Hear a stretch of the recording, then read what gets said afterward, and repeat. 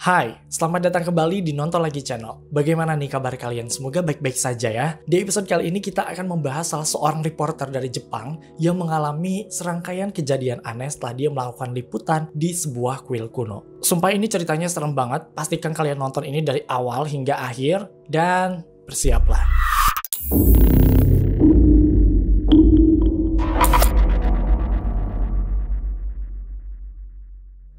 Oke, jadi kali ini kita akan membahas salah seorang seniman dari Jepang, namanya adalah Matsumoto Marika. Nah, Marika ini tuh sebenarnya adalah seorang artis gitu. Dia sering muncul di layar televisi, entah sebagai presenter, entah sebagai artis. Pokoknya dia sering warawiri itu di televisi. Nah, Marika ini tuh pernah satu momen dia diundang ke salah satu acara, namanya itu adalah Ungirls. Nah, si Ungirls ini tuh sebenarnya emang dia ditayangin di salah satu stasiun televisi, namanya adalah stasiun televisi Mentari, di mana Ungirls ini tuh punya konsep, mereka tuh sebenarnya kayak variety show gitu. Mereka ada liputan tentang kuliner, liputan tentang kebudayaan, tapi mereka juga punya satu segmen horor gitu. Jadi di segmen horor ini tuh kalau kalian tahu kayak jurnal Risa, itu kan kayak penelusuran kayak gitu kan. Di acara Ungirls ini tuh ada satu segmen yang emang melakukan penelusuran. Nah, biasanya penelusuran ini tuh dibawa oleh dua orang pria. Jadi presenter sebenarnya itu ada dua orang, cuma mereka biasanya ngambil satu atau ngundang satu orang wanita yang cantik gitu ya untuk bikin acaranya tuh lebih menarik gitu.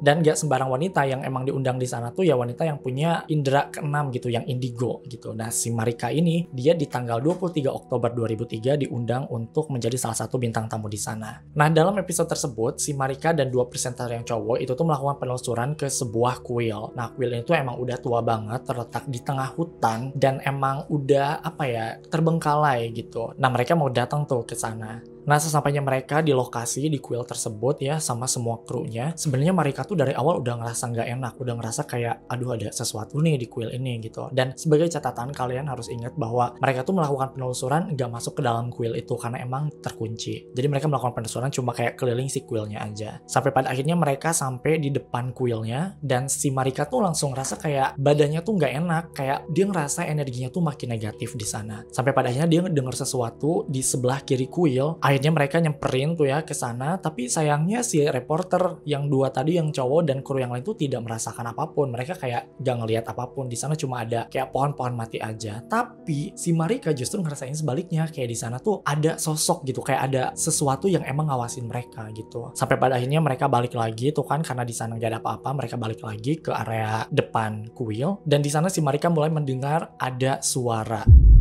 Di sana kru yang lain sama si presenter itu tidak mendengar, kayak cuma si Marika doang yang mendengar itu. Cuma di sini Marika itu bilang kalau suara ini tuh kayak low pitch, kayak bener-bener suara cowok, suara pria yang udah tua gitu. Tapi dia nggak tahu sih suara ini tuh ngomong apa gitu. Si Marika cuma bisa kayak gini doang, kayak megangin belakang lehernya karena dia ngerasa kayak ada sesuatu gitu kan. Sampai pada akhirnya dia ngelihat ke arah pohon, dia terus memerhatikan ke arah pohon dan akhirnya dia kesurupan.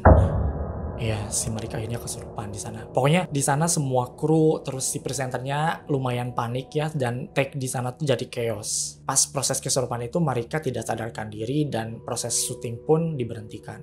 Nah, sebulan kemudian, tepatnya tanggal 26 November 2003, si Marika ini tuh diundang lagi ke sebuah acara horor ya. Tapi ini tuh acaranya beda sama si Ungirls tadi. Kalau yang tadi itu kan kayak variety show melakukan penelusuran. Nah, kalau acara ini tuh lebih kayak talk show. Jadi si Marika ini tuh diundang ke acara tersebut, diwawancara oleh satu pembawa acaranya gitu kan. Karena emang ini konsepnya adalah acara horor, maka yang ditanya-tanya juga pengalaman-pengalaman horor dia. Nah, si Marika ini di acara tersebut, dia menampilkan adegan kesurupan yang tadi yang di awal. Nah, di sini baru terungkap sebuah fakta bahwa ternyata siaran Ungirls yang menjadikan si Marika ini jadi bintang tamu yang tadi, itu tuh sama pihak TV-nya ya, sama produsernya, sama si Mentari TV tadi, tayangan mereka tuh nggak naik tayang. Jadi emang sengaja nggak ditayangin di televisi. Nah, si Marika tuh baru tahu alasannya pas di acara ini ya, di acara talk show ini, dia bilang ke penonton gitu ya, ke si pembawa acaranya bahwa itu nggak naik tayang karena dari pihak televisinya mengatakan bahwa sebaiknya Marika tidak melihat tayangan tersebut. Takutnya si Marika takut katanya gitu. Padahal sebenarnya si Marika tuh dapat salinannya juga gitu, dan makanya dia bisa nampilin adegan kesurupan itu di acara talk show ini karena dia punya salinannya juga gitu. Jadi dia tuh sebenarnya nggak paham dengan alasan si televisi yang mengatakan takutnya si Marika takut karena di video itu tuh nggak ada apa-apa gitu loh. Di sana di acara televisi itu tuh yang jadi bintang tamu nggak cuma si Marika doang. Ada bintang tamu lain namanya itu adalah Masafumi Kobayashi atau ya kita sebut aja namanya Kobayashi.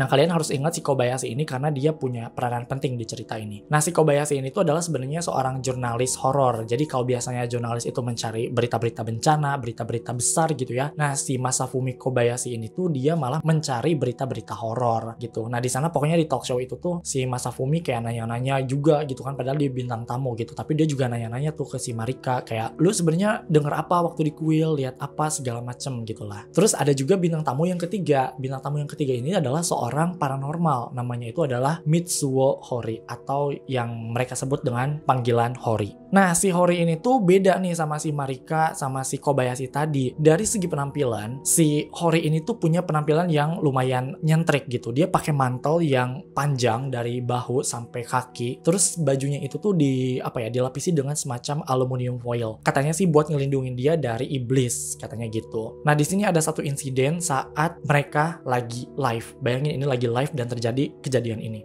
Saat Matsuo Hori itu dipanggil sama pembawa acaranya, dia naikkan ke atas panggung. Nah, bukannya duduk, dia itu malah ngelihat ke arah si Marika. Dan di sana penonton bingung kenapa dia malah ngeliatin si Marika gitu, bukannya duduk, padahal udah dipersilahkan duduk sama pembawa acaranya. Dan tanpa diduga, setelah dia menatap si Marika itu dari atas sampai bawah, tiba-tiba penonton ini gak nyangka si Matsuo Hori ini tuh nyerang si Marika. Bener-bener kayak orang-orang gak nyangka tiba-tiba dia kayak dicekik gitu. Di sana satu studio chaos, penontonnya juga pada panik, kayak kameramennya yang tadi megang kamera langsung lepasin si Hori gitu kan ya. Tapi di sana ada yang bikin si Kobayashi ini tuh penasaran karena tiba-tiba di sana si Hori itu tuh gak cuma nyerang si Marika gitu, gak cuma nyekek doang, tapi dia sambil teriak-teriak juga. Nah, yang bikin si Kobayashi ini tuh tertarik gitu ya akan hal ini, si Hori ini tuh sambil teriak hati-hati katanya ke si Marika, dan itu tuh diucapkan berulang-ulang ke si Marika. Sejak acara talk show tersebut, si Kobayashi akhirnya memutuskan untuk meneliti pengalaman-pengalaman horor yang dialami oleh si Marika. Nah, makanya di sini si Marika sama si Kobayashi itu bakalan banyak berinteraksi mulai dari sini. Oke, sejak di acara talk show itu, si Kobayashi akhirnya minta salinan file waktu si Marika ini tuh melakukan penelusuran. Karena di sini emang si Kobayashi tuh kayak tertarik gitu untuk meneliti apa yang sebenarnya terjadi pada Marika.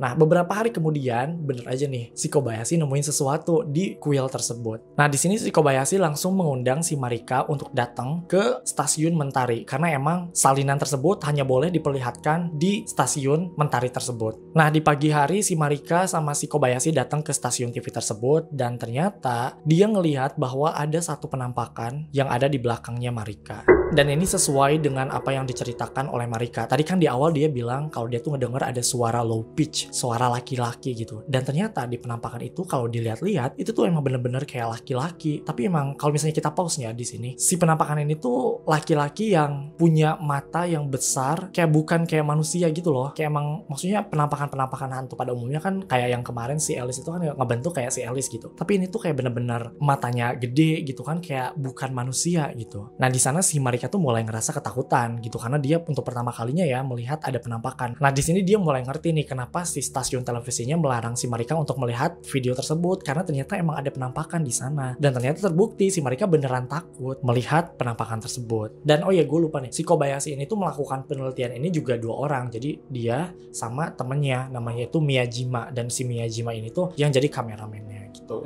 Ternyata nih di sini si Marika tuh ternyata dia juga setelah melakukan syuting dari kuil tersebut, dia baru ngaku nih bahwa dia tuh jadi memiliki kebiasaan yang aneh. Jadi dia ngeluarin buku dari tasnya, dan dia bilang ke si Kobayashi bahwa belakangan ini tuh dia suka ngegambar satu pola gitu. Jadi dia suka bikin lingkaran, terus ada garis-garis, terus ada lingkaran lagi, kayak pokoknya jadi ngebentuk kayak semacam jaring laba-laba gitu. Dan anehnya si Marika ini tuh ngaku kalau dia tuh nggak sadar ngegambar pola-pola itu. Jadi dia kayak tiba-tiba sadar dan udah ada pola itu gitu. Jadi dia ngegambar pola itu tuh kayak gak sadar gitu loh. Kemudian lanjut di tanggal 26 Desember 2003 ya, sehari setelah Natal, si Kobayashi ini tuh lagi melakukan penelitian ke tempat lain, tapi tiba-tiba dia ditelepon sama si Marika gitu. Pokoknya si Kobayashi ini tuh disuruh untuk datang ke apartemennya yang ada di Tokyo, dan pada saat itu juga si Kobayashi langsung datang ke apartemennya, dan di sana Marika memperlihatkan di mejanya itu dia ada satu benang, gulungan benang gitu, terus terpola gitu gitu. Jadi kayak udah ada simpul, lingkaran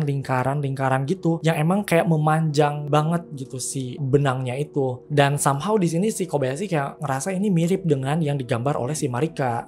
Gitu. Jadi kayak awalnya cuma ngegambar, sekarang dia kayak bikin simpul itu gitu. Dan lagi-lagi di sini si Marika juga nggak inget gitu, dia nggak sadar bikin kayak gini gitu. Pokoknya di pagi hari itu tuh si Marika bangun tidur dan tiba-tiba pas dia bangun ngelihat di mejanya itu ada si benang yang udah membuat simpul tersebut. Nah di sini si Marika kayak sebenarnya takut gitu. Lebih takutnya tuh karena dia takut ada orang lain gitu, ada orang asing yang masuk ke kamarnya gitu. Nah untuk mencari tahu apa yang terjadi, akhirnya Kobayashi itu memasang kamera di kamarnya si Marika ini. Pokoknya selama 1 hari 24 jam kamera itu harus terpasang, jadi pas tidur pun kamera itu harus tetap nyala. Nah besoknya si Kobayashi ini tuh datang lagi ke apartemennya si Marika untuk mengecek gitu hasilnya tuh ada apa sebenarnya yang terjadi gitu di malam hari gitu. Mereka langsung tuh nonton hasil dari rekaman kameranya si Kobayashi. Dan betapa kagetnya mereka berdua karena ternyata yang membuat simpul tersebut adalah Marika sendiri. Jadi ternyata si Marika ini tuh sleepwalking atau kayak ngelindur gitu kan. Terus dia kayak kalau di rekaman yang kemarin nih yang direkam pas waktu malam harinya, si Marika ini tuh kayak nyabot lampu yang emang lampunya itu punya kabel yang panjang. Terus dia tiba-tiba keluar dari kamarnya, dia langsung pergi bawa lampu dan kabelnya itu ke balkon. Dan mereka pas abis lihat itu langsung lihat ke balkon dan ternyata di balkon itu tuh udah terlihat simpul yang sama. Nah bedanya adalah di sini kalau yang kemarin itu simpulnya itu kan dari benang gitu. Kalau yang sekarang itu tuh emang dari kabel gitu yang emang menjuntai sampai ke bawah dari balkonnya dia. Nah si Kobayashi ini tuh notice bahwa di dalam video tersebut tuh nggak cuma kelakuannya si Marika doang yang aneh. Dia juga nyadar ada suara benturan-benturan kayak gitu. Nah si Marika juga nggak tahu itu tuh benturan apa gitu. Cuma dia tahu bahwa di lantai atas gitu kan ya, itu tuh ada tetangganya, bukan tetangga sih, kayak penghuni lain gitu. Nah mungkin aja suara benturan itu tuh dari tetangga dia yang di atas. Akhirnya si Kobayashi sama si Marika sama si kameramennya si Kobayashi itu tuh langsung naik ke lantai atas gitu kan untuk mencari tahu apa yang mereka lakukan. Dan ternyata tepat di atas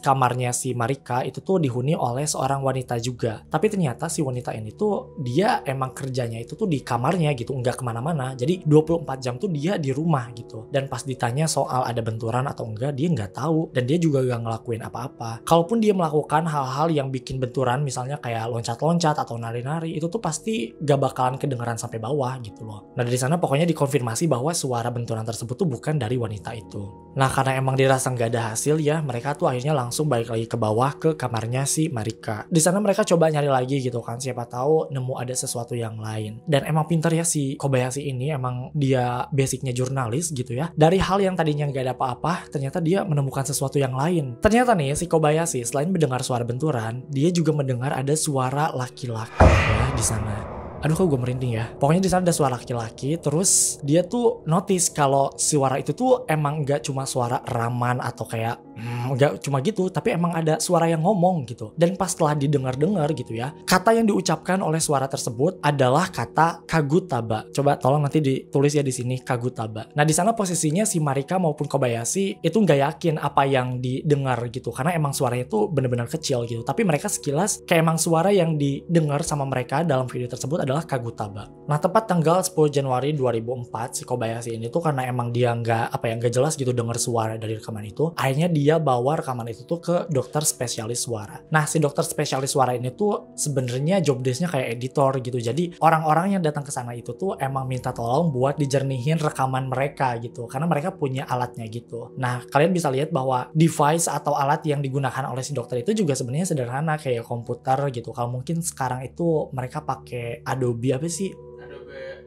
Audition, ya pakai Adobe Audition. Cuma ini tuh kayak device-nya tuh lebih sederhana gitu. Nah di sana tuh si dokter memperlihatkan tuh ke si Kobayashi bahwa bagian sini adalah bagian yang ada noise-nya, yang masih ada noise-nya. Nah bagian sebelahnya adalah bagian yang udah dihilangin si noise-nya gitu. Nah akhirnya mereka tuh mendengarkan dengan seksama bahwa ternyata omongan yang ada dalam video tersebut memang Kagutaba. Nah di sini si Kobayashi bingung gitu karena dia juga sebenarnya nggak tahu arti Kagutaba itu apa. Selama dia tinggal di Jepang, dia kayak baru pertama kali gitu dengar istilah Kagutaba. Nah dia akhirnya bawa rekaman yang udah dijernihin itu ke si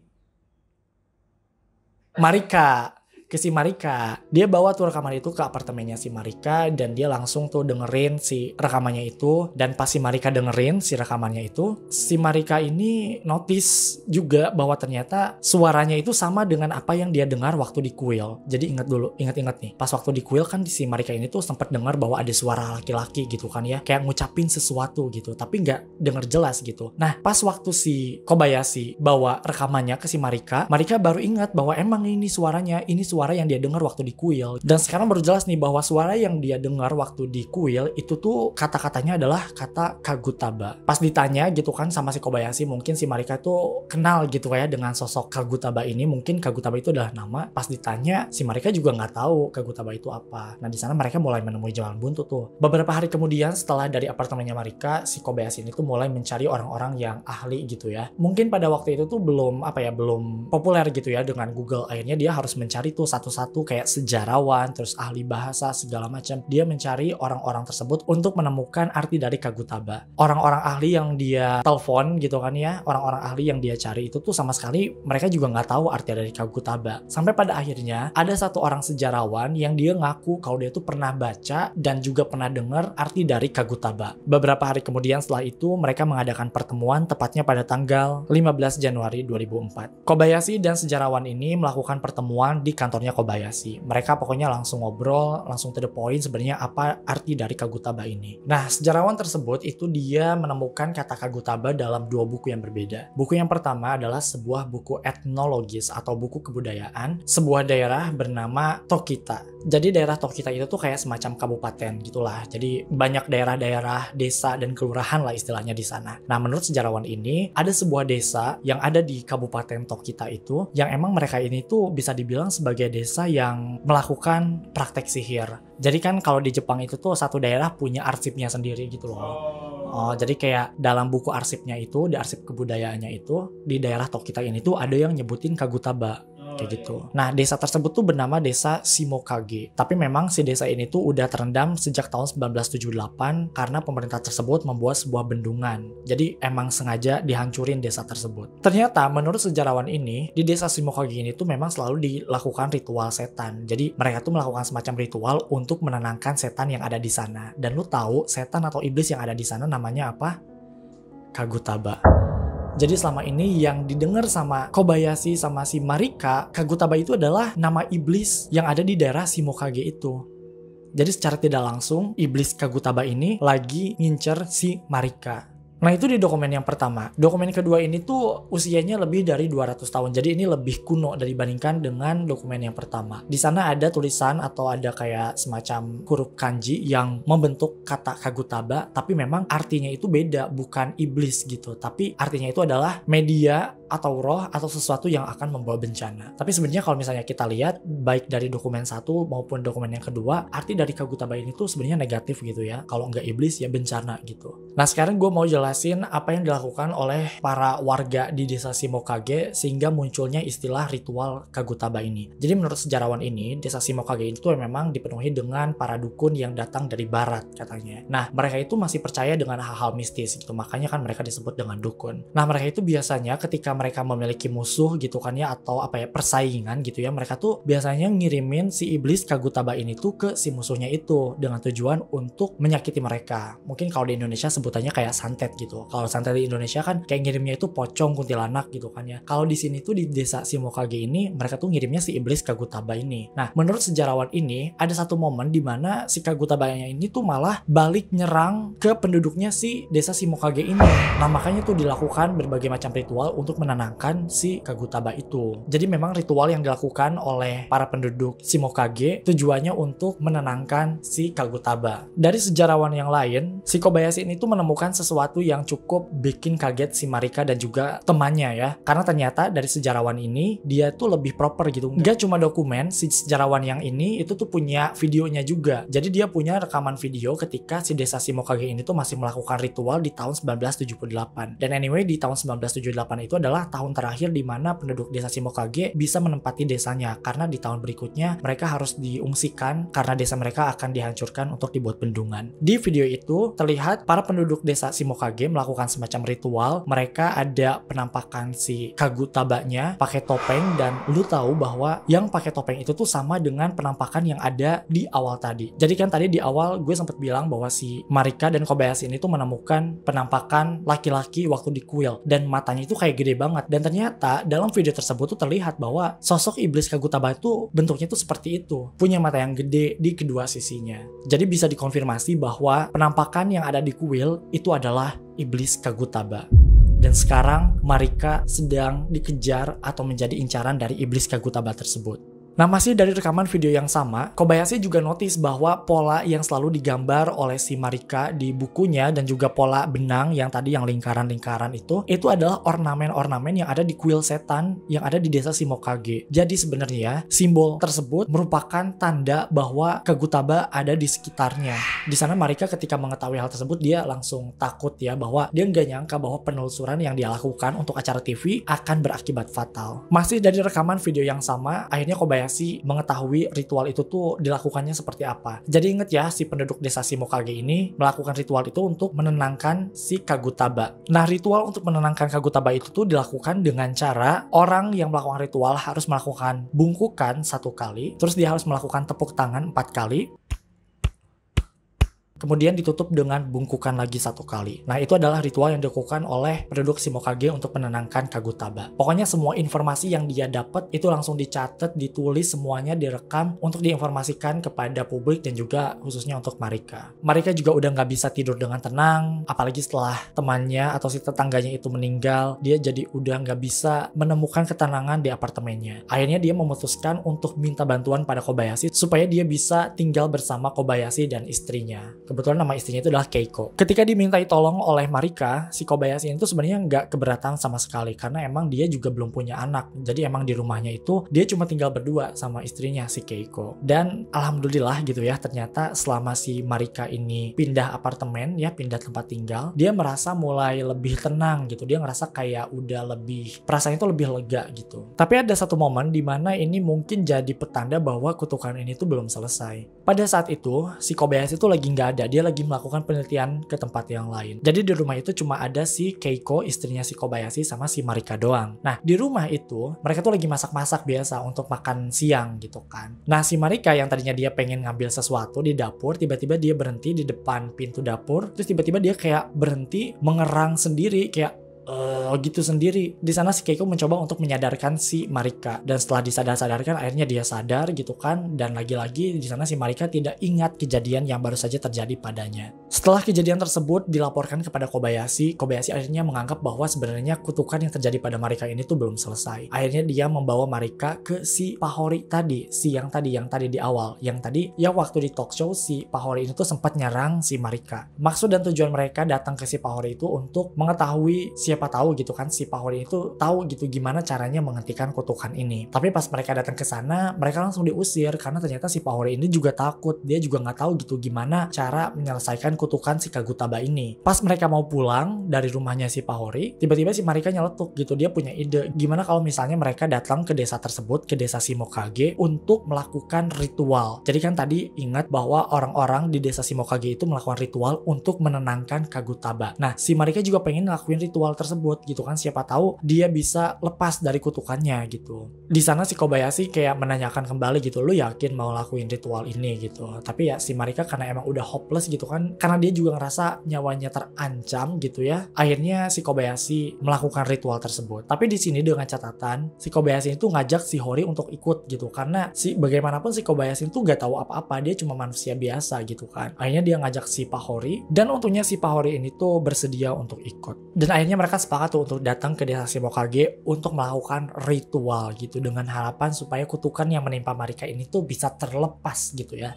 Akhirnya mereka datang bersama si Pahori tadi pakai mobil, dan lu harus ingat bahwa desa Shimokage ini tuh udah terendam sama air bendungan. Jadi bagaimana cara mereka harus datang ke desa Shimokage itu? Mereka harus pakai perahu untuk bisa ada di tengah bendungan, karena ternyata desa Shimokage itu emang ada di bawah bendungan gitu. Jadi mereka yakin bahwa mungkin sosok iblis atau sosok si Kagutaba ini tuh ada di sana gitu, ada di atas danau tersebut. Pokoknya mereka berdua pakai perahu ke tengah danau, sedangkan si Pahori nungguin gitu kan ya di jalan. Pokoknya si Pahori itu tuh kayak cuma ngeliatin mereka berdua doang. Nah di tengah danau itu mereka udah prepare semuanya. Si Marika udah nyiapin alat-alatnya, dia bawa tali yang emang disambungin dari satu sisi ke sisi yang lain. Terus dia melakukan ritual yang sama dengan apa yang dilakukan oleh penduduk desa Shimokage untuk menenangkan Kagutaba. Di sana si Marika langsung tuh ngelakuin hal yang sama. Dia bungkuk 1 kali, terus dia tepuk tangan 4 kali, dan ditutup dengan 1 bungkukan lagi. Abis itu Marika langsung memutuskan tali yang menghubungkan 2 sisi perahunya. Di sana si Marika sebenarnya sempat kayak nunduk terus tuh. Si Kobayashi langsung panik kan, ini si Marika kenapa gitu. Tapi akhirnya ternyata dia sadar, dan di sana si Marika tuh ngerasa kayak lebih segar, kayak dia ngerasa kalau kutukan itu tuh udah hilang.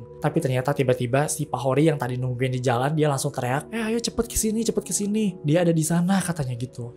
Nah pas dia omongin sama si Pahori untuk segera menepi, mereka berdua tuh langsung tuh ngedayung si perahu mereka untuk sampai ke tepi. Nah akhirnya mereka menepi tuh ke tepi danau, dan di sana si Pak Hori itu udah teriak-teriak, ayo cepet pulang gitu. Tapi pas waktunya mau pulang, si Pak Hori itu malah kabur ke hutan. Nah di sana si Kobayashi tuh ngerasa bakal ada sesuatu di hutan. Akhirnya dia langsung tuh ngikutin si Pak Hori sambil bawa kamera. Dan si Marika itu tuh disuruh pulang duluan. Nah akhirnya si Marika pulang tuh sama kameramennya. Dan di tengah perjalanan si Marika yang tadinya udah tenang gitu ya, udah melakukan ritual tadi, dia jadi panik lagi tuh. Pokoknya selama perjalanan itu dia ngerasa kayak aduh ada apa tuh sama si Pahori sama Kobayashi gitu. Sampai pada akhirnya si Marika ini tuh tiba-tiba dia nunduk lagi di dalam mobil, karena si kameramennya notice gitu kan ya ada sesuatu sama Marika. Akhirnya dia menepi gitu kan di mobil itu, dan tiba-tiba lagi-lagi si Marika ini tuh ngerang kayak gitu lagi, sampai akhirnya dia keluar dari mobil dan lari juga ke hutan guys. Nah di sana si kameramennya tuh langsung tuh ngejar-ngejar si Marika. Bayangin lu di tengah hutan nyari-nyari orang gitu, dan selama pencarian itu si Marikanya itu tuh teriak-teriak terus,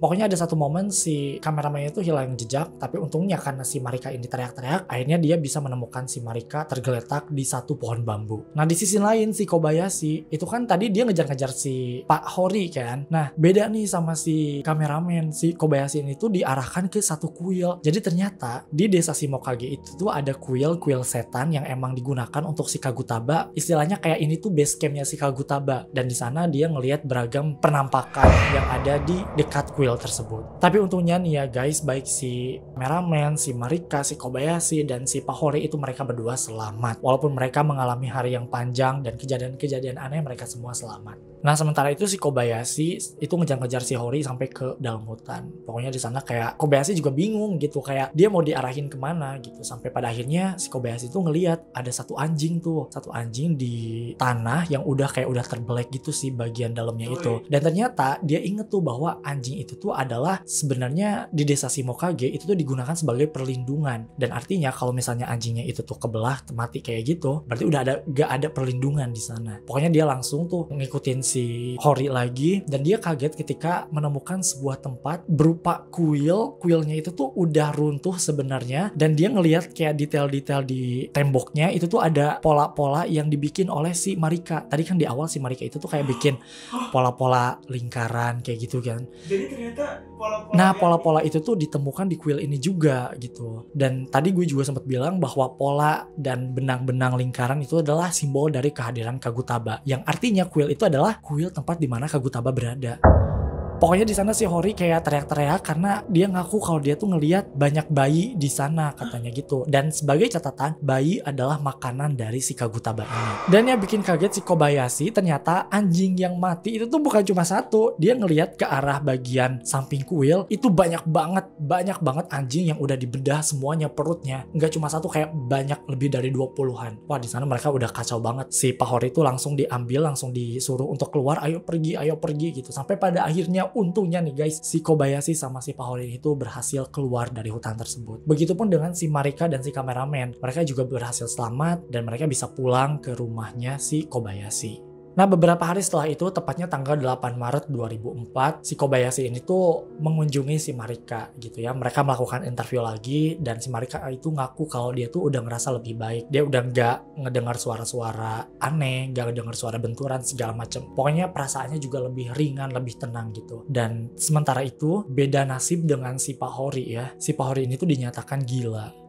Iya, jadi si Pak Hori ini tuh dimasukkan ke dalam rumah sakit jiwa setelah dia pulang dari hutan tersebut. Karena kan emang dari awal sebenarnya si Pak Hori itu udah nyentrik gitu kan. Dia kayak pakai jubah segala macem, kayak selalu ngomong sendiri. Tapi gejalanya itu makin aneh ketika dia pulang dari hutan tersebut. Kayak gitu. Beberapa hari setelah kunjungan Kobayashi ke si Marika dan juga si Hori, Kobayashi ini tuh dinyatakan hilang. Ya, dan bukan cuma hilang, rumah dia juga terbakar, dan di dalam rumah tersebut tuh ditemukan mayat dari istrinya, yaitu si Keiko. Banyak orang yang percaya bahwa sebenarnya kutukan ini tuh pindah, jadi bukan hilang. Jadi korban dari kutukan ini tuh adalah si Kobayashi, yang emang dari awal sebenarnya tuh dia tuh nggak punya niat gitu ya untuk meneliti ini gitu. Cuma ya pada akhirnya dia menjadi korban gitu dari kutukan ini. Dan ini dibuktikan dengan salah satu rekaman video. Jadi tadi kalian ingat stasiun Simentari tadi? Nah, ada satu paket misterius yang datang ke mereka, dan di sana tuh ada pengirimnya itu adalah si Kobayashi gitu. Tadi kan si Kobayashi hilang, bukan meninggal. Nah, di dalam paket tersebut berisi rekaman terakhir si Kobayashi bersama istrinya. Dan lu tahu dalam rekaman itu adalah nggak ditemukan. Mereka juga nggak tahu gitu siapa pengirim sebenarnya dari paket video itu. Pokoknya memang di dalam rekaman itu tuh ya istrinya tuh membakar dirinya sendiri. Nah, semua kejadian ini kalian bisa tonton semuanya di film Jepang tahun 2004 judulnya Noroi the Curse. Kalian harus nonton itu dari awal sampai akhir karena itu lebih lengkap ceritanya. Nontonnya.